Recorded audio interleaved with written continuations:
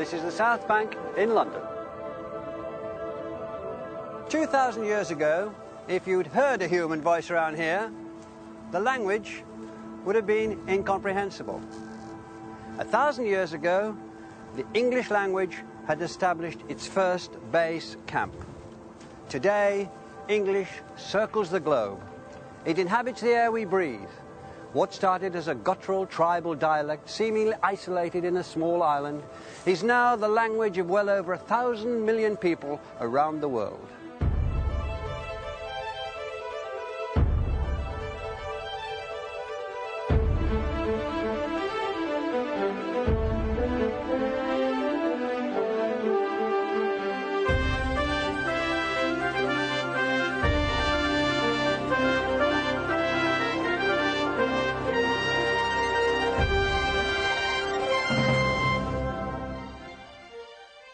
The story of the English language is an extraordinary one.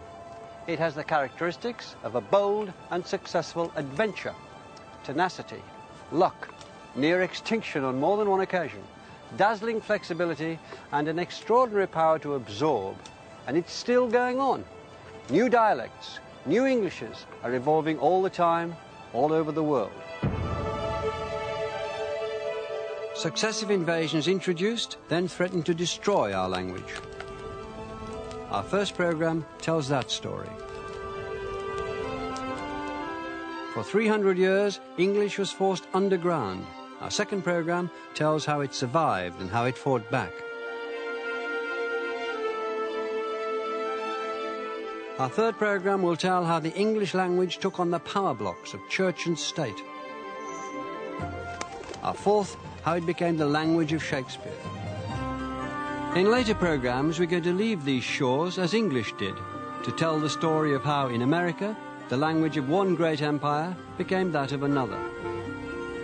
We'll go to the Caribbean, where a variety of new part English dialects took root. India, where English became a commanding, unifying language in a country of 1,000 tongues. And Australia, where a confident new English was invented by a people, many of whom had been expelled from their mother country. We'll travel through time, too, to explore how English in the 21st century has become the international language of business, the language in which the world's citizens communicate.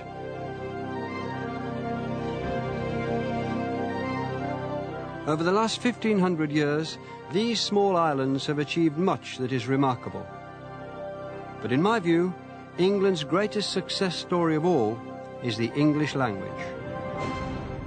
These programs are about the words we think in, talk in, write in, sing in, the words that describe the life we live.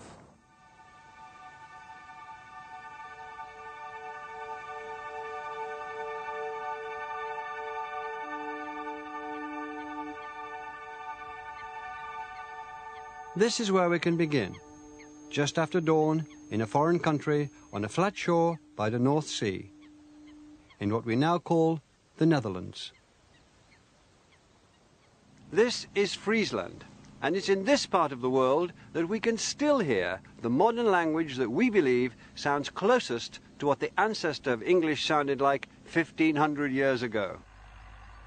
En als we dan maart nog even bezoeken, maart hebben we toch wel een aantal dagen rond met frost. Ja, Friesen die het op zijn 9 dagen, dat vooral onder groen. In Friesland, many people start their day listening to the weather forecast from popular weatherman Piet Palusma. En dan mandje, tiesje en waasje. Het worden dagen... Some of his words might sound familiar, like 3 and 4, frost and freeze. Een temperatuur zomer bij de 3 of de 4 graden, geen frost, het zal net vriezen. Mist and blue. Vierders de kans op mist. En dan moon. Een dag met flink wat zinnen. Blauw in de lucht. The reason we can recognize these words is that modern Frisian and modern English can both be traced back to the same family, the Germanic family of languages. And some words have stayed more or less the same down the centuries. Butter, bread, cheese, meal, sleep, boat, snow, sea, storm.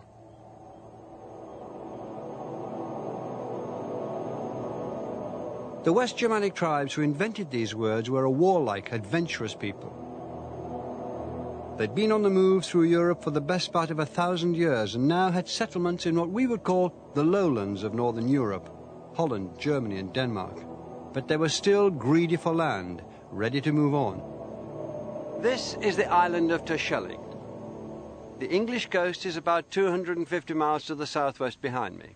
It was from these islands and the low-lying Frisian mainland that in the 5th century a Germanic tribe, part of the family that also contained Jutes, Angles and Saxons, made sail to look for a better life. And they took their language, our language, with them. Us mid floda bar, on ranrada hiak stefnaka, snelletje semiark, snude bewunden. Uth hat with this leoda land gesokten, ware berekena, swires wind for draf. The Germanic tribes weren't the first to invade our shores.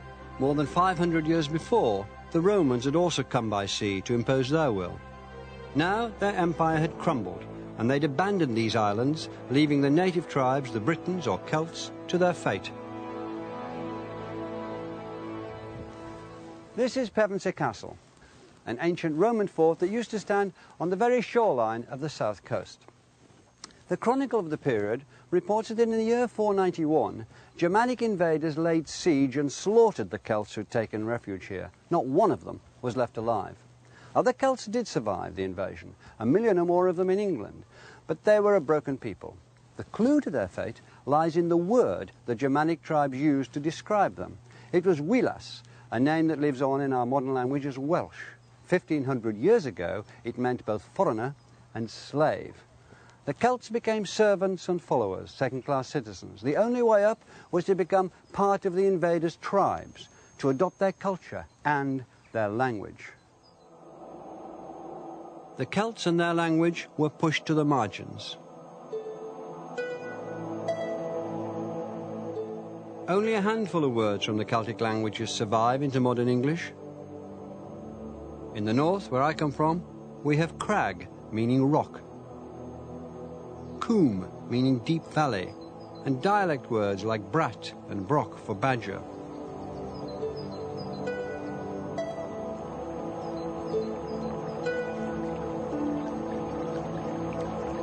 There are traces in place names. The Tor in Tropenna, spelled as Torpenhow, a neighbouring village to my own, that comes from the Celtic for peak. The Car of Carlisle means a fortified place. In the south, they left us the names of Thames and Avon, Dover and London. But these were fragments. The language that prevailed was that of the victors.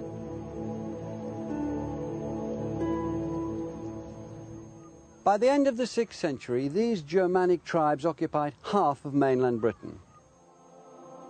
They had divided into a number of kingdoms: Kent, Sussex, Essex and Wessex, denoting the settlements of southern, eastern and western Saxon tribes; East Anglia, named after the Angles who gave England its name; Mercia in the Midlands, Northumbria in the north.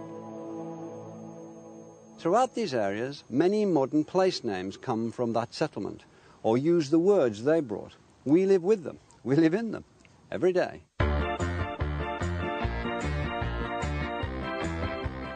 The ing in modern place names means the people of.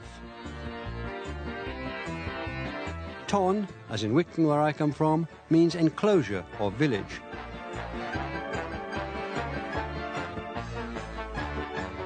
Ham means farm, which might surprise one or two Tottenham supporters.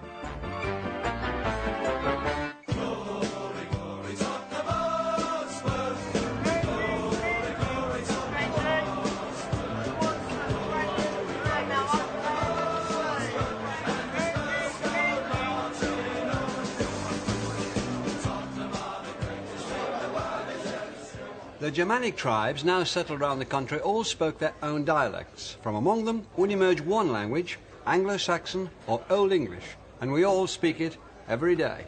With our 5 strikers, none of them can really finish. Armstrong, Everson, Not natural Nedloff, born, Sheridan. are they? We just need some youth and, Yeah, and 2 ones pace, really. Examine the language you use today and you'll still find hundreds of words from a language over 1,500 years old. Keywords ranging from the names we give family members to numbers. Gardner also. So what do you reckon today? I think we'll win 2-1 today. So I'll drink to that. I live in like a West Ham sort of area, and I've got a lot of West Ham friends, but for this game we'll be enemies. For the home games, I would go with the guys we meet up from the Top Spurs website, or with my daughter to other games. And she's 5 at the moment. Loves it. She loves singing the songs, the nice ones anyway. I was coming with my son, so we just go in, get something to eat first, go into the ground, savour the atmosphere and watch the game. There has been a few high-scoring games over the years. I think the highest we ever beat them was 6-1. A repeat today wouldn't go amiss. Most of those words were from Old English. Nouns like youth, son, daughter, field, friend, home and ground. Prepositions like in and on, into, by and from. And the are from Old English. All the numbers and verbs like drink, come and go, sing, like and love. But would these words have sounded different all those years ago? In a slightly quieter pub, I asked language expert Katie Lowe. They sound a little different. I mean, the Old English for sun is sunu. That's not so very different. Game is garman. Ground is grund. And I noticed that Steve says his daughter loves singing songs. If you said that in Old English, it would be his dochter loveth tha sangas singen. And you can see that that sounds pretty much like modern English. So in fact you can have a good conversation in Old English? Oh yes, you can indeed. I mean, each word I'm saying now is from Old English. Have you any estimate how many words there were swirling around compared with how many words we have now? We think it was in the region of 25,000 words. Compare that with an average desk dictionary, which maybe contains something like 100,000 words. It sounds pretty small. But if you think about the fact that an averagely educated person will probably have about 10,000 words in their active vocabulary, there are plenty of words to go round. English took its first steps away from its tribal roots with the revival of Christianity. Nu I schulen herian, he often reaches weird. Methodes mikte and his mood gethunk. Let us praise the King of Heaven, the power of the Creator and his conception, the work of the glorious Father who created every wonder, the eternal Lord. He often to profen, harlig schipend.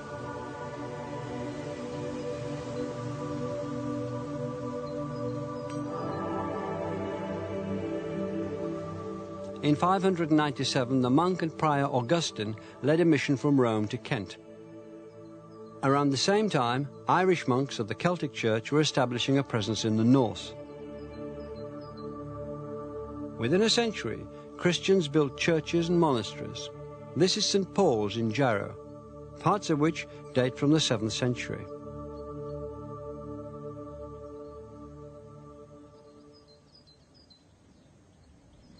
Faith and stone weren't the only things the Christian missionaries brought to the country. They brought the international language of the Christian religion, Latin. Latin terms became part of the English word hoard. Altare became altar. Apostolus became apostle. Mass, monk and verse and many others all come from the Latin. This would become a pattern of English, the layering of words taken from different source languages. And from Latin too, the English took their script.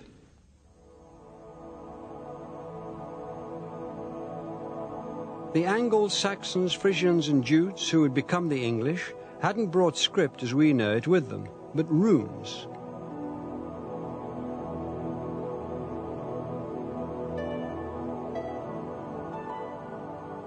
The runic alphabet was made up of symbols formed mainly of straight lines, so that the letters could be carved into stone or wood. Those were their media, rather than parchment or paper. Though this is a short poem, most examples of runic writing that survive suggest runes were mainly used for short, practical messages or graffiti.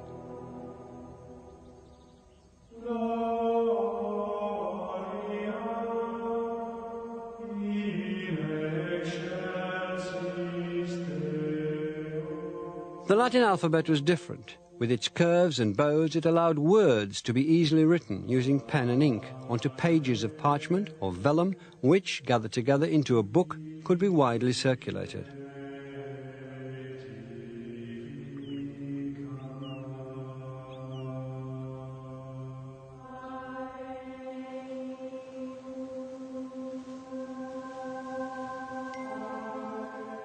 Christianity brought the book to these shores. Verbum, the word.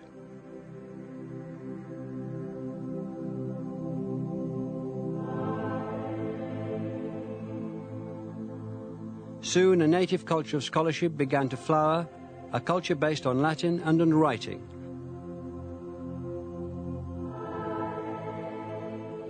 The magnificent Lindisfarne Gospels were created in the 8th century on the island of Lindisfarne, just off the northeast coast. A few miles south, at the monastery of St. Paul's in Jarrow, the great English monk and scholar Bede, born and educated in Northumbria, began writing the first ever history of the English-speaking people. He wrote, of course, in Latin, the language of scholarship. The prevailing language among the people was still Old English, but Latin, this powerful medium, was now amongst them. Now, Old English was written down, using the Latin alphabet, while retaining some of the old runes as letters. From the 7th century, we find English itself written on parchment in a language and a script which we can just about recognize as our own. Father úser þú art in hiofnú, siga halgad noma þín, tokumath richa þín, si willow þín swa is in hiofne and in eortho. Chlaf úserne of wislich selos today, and forgifus schulda usra, swa we forgifon schuldgem usem, and inled usi in costum. With writing, Old English stole a march on other languages spoken in Europe at the time. Prayers were recorded and books of the Bible translated. The laws of the land were written down, and the language soon became capable of recording and expressing an increasingly wide and subtle range of human experience. And in the right hands, Old English was now powerful and supple enough to take you to imaginary worlds, fire the blood, be poetry. What? We gardena in Jardawum, Theod Kuninga Thrumge Frunon. So, the Spear Danes in days gone by, and the kings who ruled them, had courage and greatness. We have heard of those princes' heroic campaigns. No one knows who composed the epic Beowulf sometime between the mid-7th and end of the 10th century. It's the first great poem in the English language, the beginning of a glorious tradition which will lead to Chaucer, Shakespeare and beyond. The poem celebrates the glory days of the Germanic tribes, epitomized in the heroic warrior who gives the poem its name. The power of the language can be heard in this passage, which introduces Beowulf's archenemy, the monster Grendel. The comb of Mora, under Misleodum, Grendel Gongan. In off the moors, down through the mist bands, God-cursed Grendel came greedily loping. The bane of the race of men roamed forth, hunting for a prey in the high hall. Spurned and joyless, he journeyed on ahead and arrived at the bawn. Then his rage boiled over. He ripped open the mouth of the building, maddening for blood. He grabbed and mauled a man on his bench, bit into his bone lappings, bolted down his blood, and gorged on him in lumps, leaving the body utterly lifeless, eaten up hand and foot. What does that tell us about English at that time, Seamus? What sort of language was it when you came to it? Do you think this is a fully developed poetic language? It's certainly a fully developed poetic language. It's capable of great elaboration. But what struck me generally about Old English from the moment I read the bits of the Anglo-Saxon Chronicle right through to Beowulf is it's terrific for telling what happened. It's a wonderful sense of the indicative mood all through it. It's terrific for action, terrific for description. There's a wonderful forthright capacity to make up extra language in Anglo-Saxon. The words are very clear and direct. Bone and house, for example. Bone house, there you have the house for the body, a word for the body. Beautiful words for instruments. The harp is called gleobeam, the glee beam, the happy wood, or else the joy wood, I think so, goman wudu.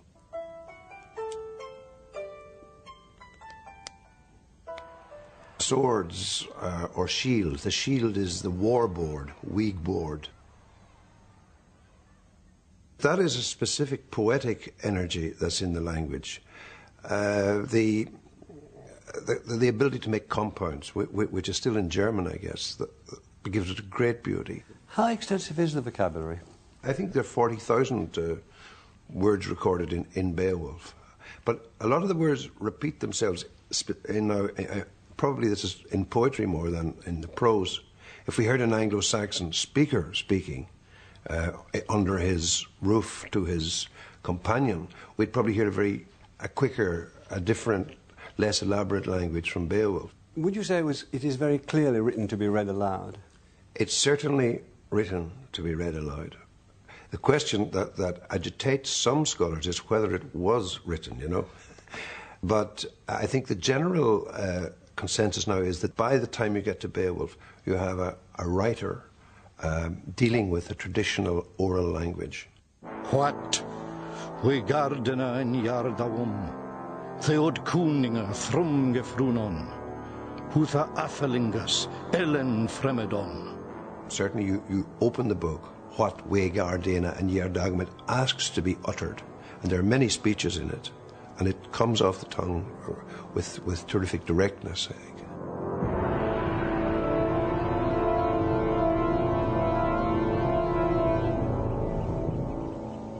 Latin and Greek had created great bodies of literature in the classical past. In the East, Arabic and Chinese were being used in the 8th and 9th century as languages of poetry. But at that time, no other language in the Christian world could match the achievement of the Beowulf poet and his anonymous contemporaries. Old English was flourishing. The adventure was underway. But while the seeds of English had come from these Frisian shores in the 5th century, so now, in the late 8th century, a potential destroyer was preparing his battle fleet 500 miles or so to the north.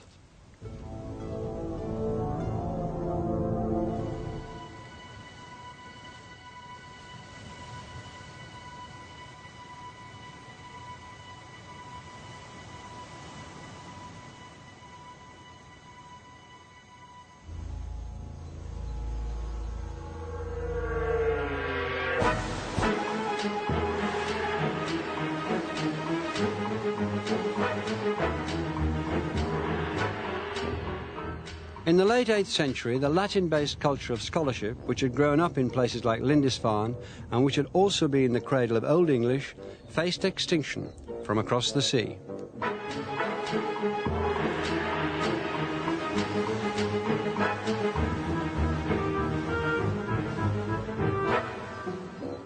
These ruins are of the medieval monastery that stood on the island of Lindisfarne. It was the Vikings who sacked and burnt the religious centre that stood here before. To these pagan pirates rampaging out of their longships in 793, this great centre of Christian piety and scholarship, a pivotal place in the survival of the Word and the Gospels, was no more than an undefended treasure house. The jewels that graced the books of the church became baubles around a Viking's neck.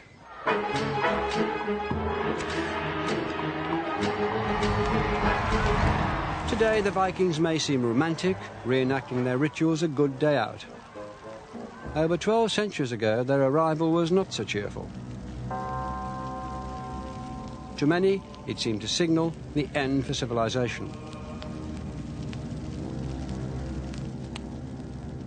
A year after razing Lindisfarne, the Vikings returned and sacked Jarrow, the abbey, where Bede had been the greatest scholar in one of the finest libraries in Christendom. This stronghold of the Latin word, where English was also being written down, uniquely among European dialects, was burned to the ground, its books with it.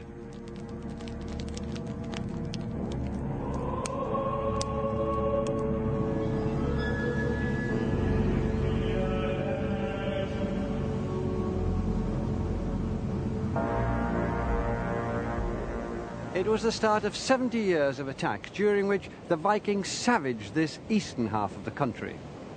Few stories survive of exactly where and when they attacked, perhaps chillingly because few were left to tell the tale. At first, the raiders went home with their plunder. Then they decided to take the land itself. In 865, the Vikings landed a great army south of here in East Anglia. Within 5 years, the Viking invaders, who were now called Danes, controlled the north and east of the country. Of the old Anglo-Saxon kingdoms, only Wessex still held out. Old Norse, the language of the conquerors, was spreading throughout the land. Old English potentially faced the same fate as the Celtic language it had supplanted, virtual oblivion. English was in need of a champion, and it found one.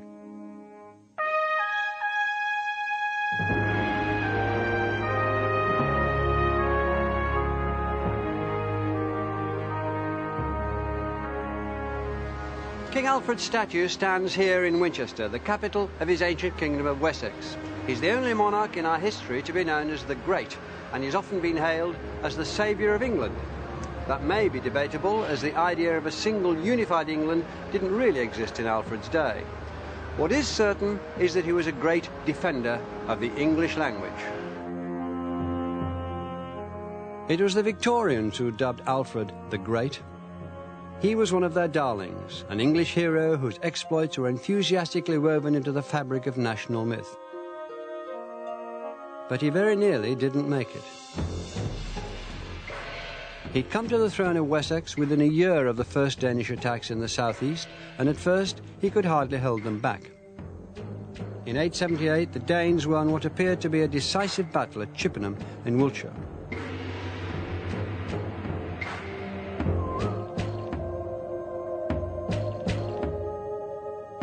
Alfred, with only a few followers, went on the run into the marshes of Somerset, moving, as a contemporary wrote, under difficulties, through woods, and into inaccessible places. Legend has Alfred, unrecognized, taking shelter in a poor woman's cottage and being scolded for burning the wheaten cakes he'd been set to mind. But the reality was less cosy. His situation was desperate, and if Alfred's kingdom fell, the whole country would be controlled and settled by conquerors whose language would inevitably crush English.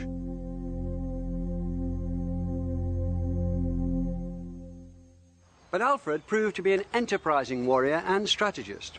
Running free in the Somerset levels, he discovered the arts of irregular warfare and mounted guerrilla attacks against the occupying forces of Guthrun, the Danish invader.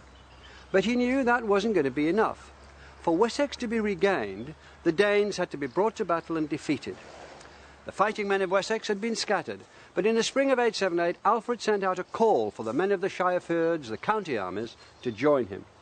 Around 4,000 men, mainly from Wiltshire and Somerset, armed only with battle axes and throwing spears, responded to the call. They mustered at Egbert Stone, where trackways and ridgeways met. 48 hours later, they advanced, shields drumming, against the Danish army of 5,000, holding high ground at Ethandune on the western edge of Salisbury Plain. Contemporary English accounts describe the battle that followed as a slaughter and a rout of the Danes by the West Saxons. Modern historians question that, but there's no doubt that Alfred prevailed. His crown and his kingdom were secured, and more importantly for our story, so was the English language.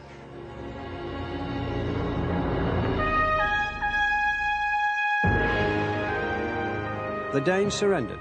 Their leader was baptized as a Christian, and Alfred's crucial victory was memorialized here in Wiltshire in an earlier version of a great white horse carved into the land he'd saved.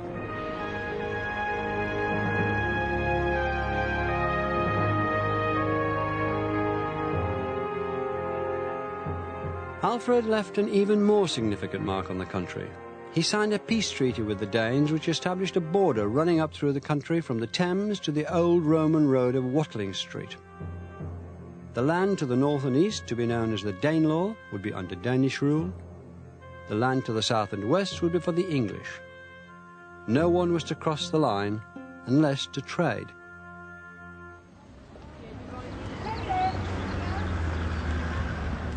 In the course of time, because of Alfred's peace treaty, when Danes and English met, they didn't do so to fight, but to do business, even to intermarry.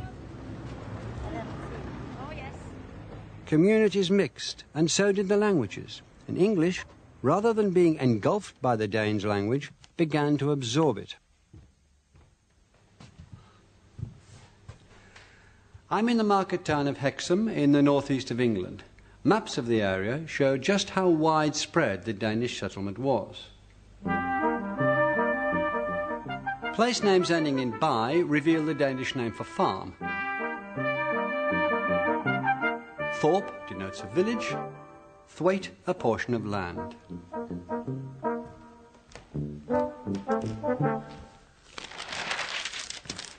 The births, marriages and deaths pages of the local paper feature lots of names ending in "son."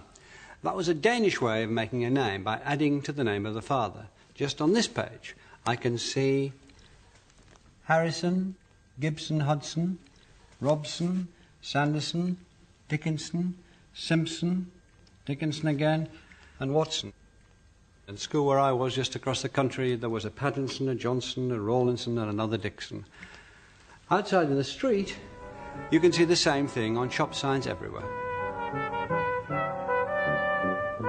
Even given centuries of people moving around the country, names ending in "son" are still far more common in what were the Danish territories of the north and west than they are in the south and east. Above all, you can hear the echoes of the Danes' Old Norse language in the way people speak. What did you say it is? Charlotte. And out of Sailor and Limmy cows. It's a little field on its own. As Willie says, there's a beck down by the side of it. Runs down through a little wood. Well, it's such a lovely setting down by the, down by in that garth, isn't it? It's like a little isolation field. It's only a couple of acres, the whole field. It'd be interesting to see a few sheep sold with lambs, but it meets sort of... Are they allowed to be sold tonight? Some Old Norse words stayed in the local dialects of the north. Words like beck for stream and garth for paddock. As a boy in Wigton, I remember hearing and using dialect words like slattery for shower, slape for slippery, yet for gate, laup for leap, yek for oak and yam for home, as in Arsgang and Yam. Pure Norse, heard in Wigton every night of the week, and there were many others. But the influence of Old Norse wasn't just local. All around the country over time, hundreds of Norse words entered the mainstream of English, and we still use them every day. The SK sound is a characteristic of Old Norse, and English borrowed words like score and sky and skive, as well as perhaps 1,000 others, including anger, bull, freckle, knife, neck, root, scowl and window.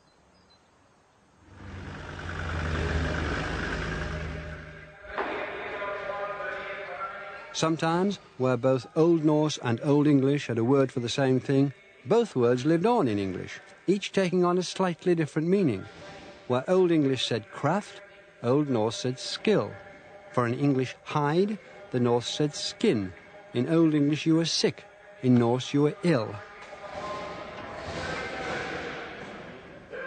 Here was another example of English's extraordinary ability to absorb, to take in words from other languages, adding them to its word hoard, increasing the richness and flexibility of the vocabulary. I think that the point about vocabulary is how much it astonishes by its ordinary nature. Words like law, egg, husband, leg, ill, die, ugly, all these words are from Old Norse, and yet you wouldn't necessarily think that they were foreign at all. Most astounding of all, I think, are the pronouns they, their and them. Those are also from Old Norse. And in terms of grammar, in a way, they simplified English, didn't they? They took it away from its Germanic roots. I think it's probably true to say that Old Norse affects the English language more than any other, because it actually leads to a restructuring of the language. Old English formed sentences, and not by word order, as we do, but by tacking on endings onto the ends of things like articles and pronouns and nouns. What happens is, through contact with a pretty similar language, a lot of these inflectional endings start to lose their distinctive nature. And actually this is a process that we can see happening fairly early on in the Anglo-Saxon period. So the language is prone to do that, but contact with Norse languages speeded it up, gave it a shove towards modernity. Can you give us a very simple example of that? Yes. Let's take a simple sentence like, the king gave horses to his men. That would be something like in Old English, Se kuning gav blankan his gumum. Now, in Old English, you didn't tend to have a preposition like to. Instead, you could use a special ending, which kind of meant to his men. And that would be a um ending. And you just tack that onto the end of the noun for man. So you'd have gumum. ending. Now, the plural for the word for horse, if you want to say gave horses to his men, would be have an N on it, so it would be blankan. Unfortunately, towards the end of the Old English period, we start to see that ending becoming more and more indistinct. And we see spellings like guman, an, just the same as blankan, an. And it's obvious that the king is more likely to give horses to his men than men to his horses. But you can see that there's a potential there for difficulties. And so we start to see prepositions being used in place of those endings, which had become indistinct. Spoken English survived the Danish invasion. But as the 9th century drew to a close, the written culture was in a ruinous state, and King Alfred was concerned. When Alfred looked at the state of his kingdom, he was appalled. The scholars in the monasteries had once made England the greatest powerhouse of Christian teaching in Europe. But 150 years had passed since the high days of Bede, and the scholarly tradition had declined, hastened on its way by a century of Viking raids. In all the country, Alfred could barely find a handful of priests who could read and understand Latin. And if they couldn't understand Latin, they couldn't pass on the teachings of the religious books that told people how to lead virtuous lives. They couldn't save souls. Where the written word had once flourished, Alfred now found only chronic spiritual sickness. He looked for a cure. One way was to educate more clergy in Latin. But that wasn't enough. He hit on a more radical solution, a solution that hinged not on Latin, but on English. And he took English to new heights of achievement. In the preface to his own translation of Pope Gregory's Pastoral Care, Alfred wrote, "I remembered how, before it was all ravaged and burned, I'd seen how the churches throughout all England stood filled with treasures and books. And there was also a multitude of God's servants who had very little benefit from those books because they couldn't understand anything of them, since they were not written in their own language."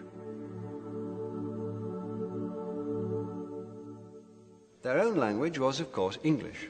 Alfred didn't want to do away with Latin, but he realized that it would be far easier to teach people to read books written in the language they spoke. The best scholars could then go on to learn Latin and join holy orders. The rest would still have access to scholarship and spiritual guidance, but it would be written in English.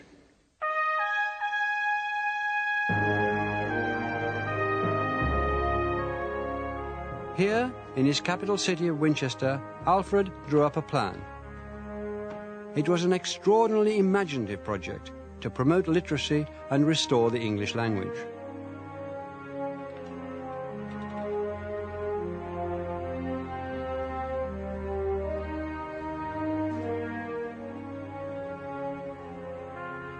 "We should," he wrote, "translate certain books which are most necessary for all men to know into the language that we can all understand, and also arrange it, as with God's help we very easily can if we have peace, so that all the youth of free men now among the English people, who have the means to be able to devote themselves to it, may be set to study, for as long as they're of no other use, until the time they're able to read English writing well.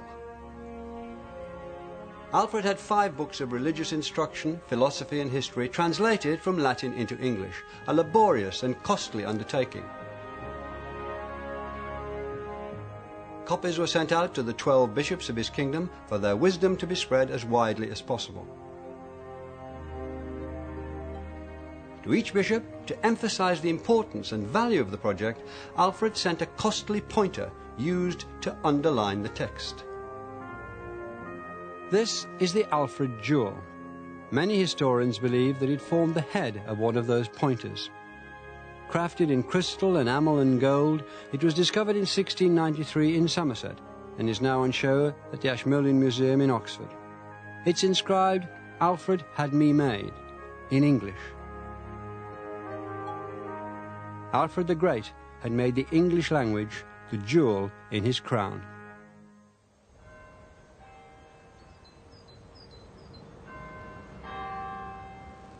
Here in Winchester, Alfred had established what was effectively a publishing house.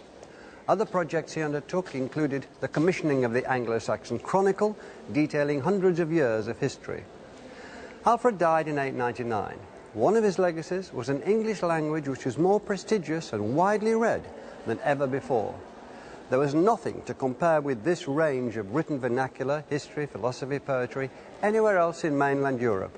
English was out on its own. By the middle of the 11th century, English seemed secure, but now other invaders were waiting in the wings, and English was about to face its greatest threat ever.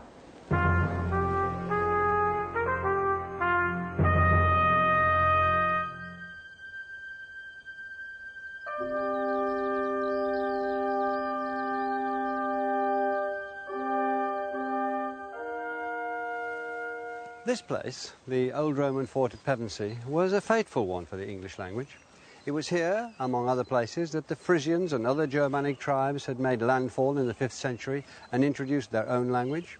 Now, in 1066, another wave of invaders was landing, the Normans. When in 1066 William, Duke of Normandy, sailed with his army to claim the English throne, he was sure he had right on his side. The English king, Edward the Confessor, had spent many years in Normandy, and in that time, contemporary sources say, had come to regard William as a brother or even a son, and had named him as his successor. Sensing his impending death and fearing rebellion at home, the childless Edward had dispatched Harold Godwinson, his wife's brother, and as Earl of Essex, the richest and most powerful of the English lords, to Normandy to pledge loyalty to William. This Harold did, swearing on 2 caskets of holy relics. But when Edward did die, Harold, supported by the English nobility, had himself crowned in Westminster Abbey on the very day that Edward was laid to rest there. To the truculent and ruthless William, this was an affront. Invasion with maximum force, the only possible response.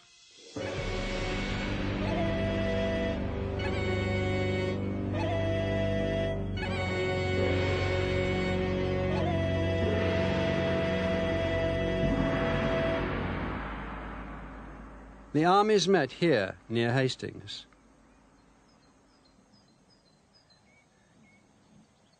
This is the spot where, traditionally, Harold fell, fatally pierced through the eye with an arrow.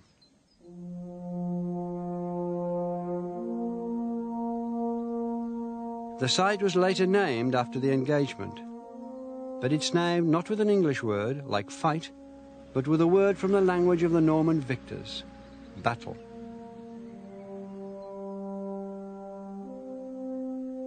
Harold would be the last English-speaking king of England for 3 centuries. On Christmas Day, 1066, William was crowned in Westminster Abbey, in a service conducted in English and Latin. William spoke French throughout. A new king and a new language were in authority in England. Enemy. Castle. castle was one of the first French words to enter the English language. The Normans built a chain of them to impose their rule on the country. This magnificent castle at Rochester was one of the first to be fortified in stone.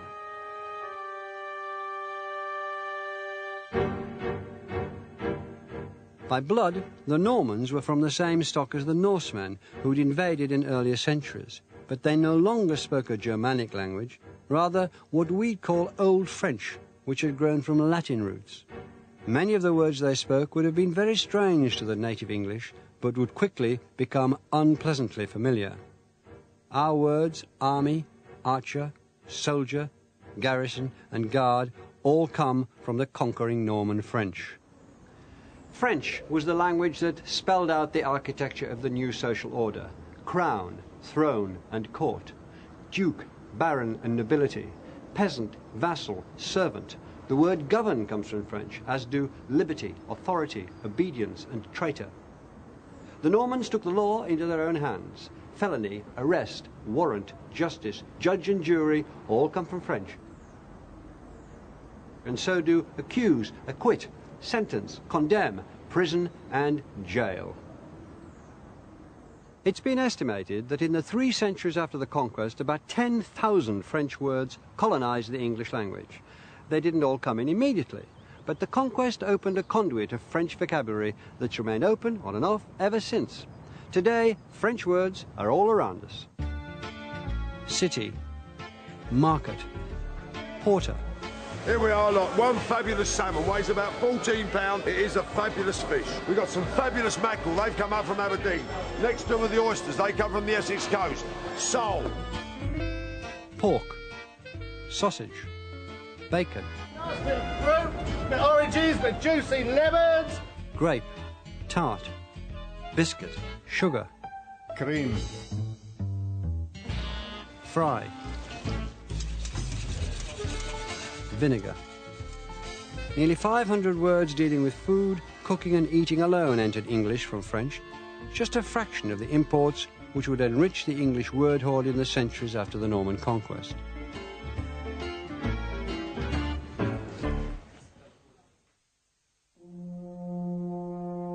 Within 20 years of taking control of the country, William sent his officers out to take stock of his kingdom.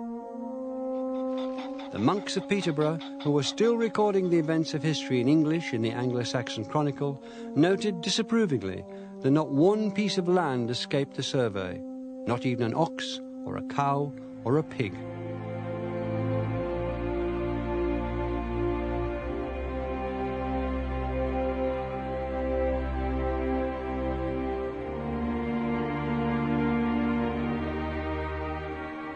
The Domesday Book, there are in fact 2 volumes, show us how complete the Norman takeover of English land was and how widespread their influence and their language. The Norman settlement had concentrated the wealth of England more than ever before or since. The native ruling class from before the conquest had been slaughtered, banished or disinherited in favour of William's followers. Half of the country was in the hands of just 190 men. Half of that was held by just 11 men. And not one of these great landowners spoke English. Gilberti de Gond, Raoul d'Insula. When this record of the country was drawn up, it was written in Latin, not Norman French, David d'Argent, and certainly not English. Ranulph Fitzgerald-Gris. Between them, French and Latin had become the languages of state, law, the church, and history itself in England.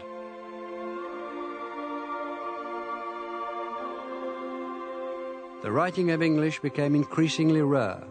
Even the Anglo-Saxon Chronicle guttered into silence.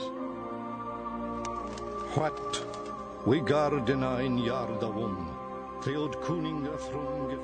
The language of Alfred and the Beowulf poet had lost all the prestige that it had slowly built up. In a country of 3 languages, English was now a poor third, bottom of the pile.